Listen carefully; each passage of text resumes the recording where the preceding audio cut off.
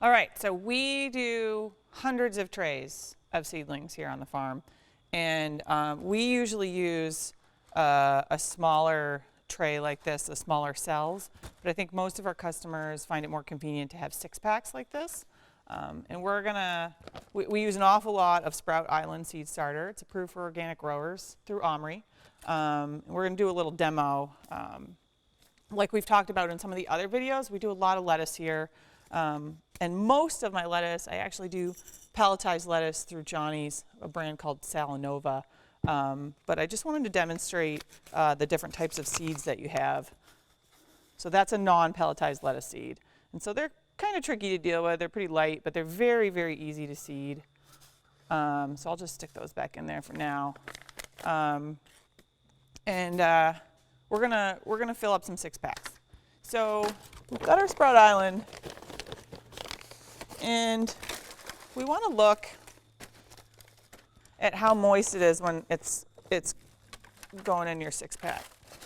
So you kind of shake it out and tap it. And there's some moisture in this, so it's going to wet pretty easy. I actually used the bottom of another one to kind of flatten it out. And we just repeat this through the whole process here.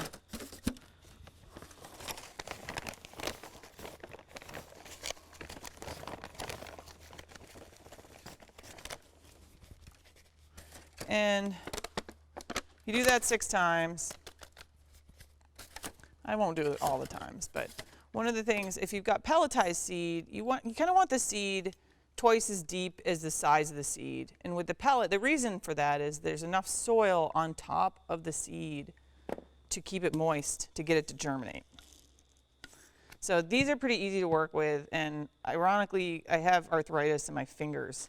And so the pelletized makes it so much simpler to seed out and to do what's called singulating the seeds, like getting one seed per. So you don't have to thin. Also, if your hands are wet, don't put your seeds back in the container like I just did. Mine are pretty dry because I haven't wet this down yet. We'll do another one with these seeds, these lettuce seeds. Different varieties, but same application. It's much more difficult to actually get these. Actually, in this I can just use the divot on the back of my finger too. It's real hard to get only one per. So you can actually do 2 if you wanted to, and then thin them like that. I just did 3 or 4, but I'm just going to cover those up. And with the pelletized ones, they have a tendency to float. So I usually just tap them if I'm doing a small round, and then you can kind of go over. Take your empty.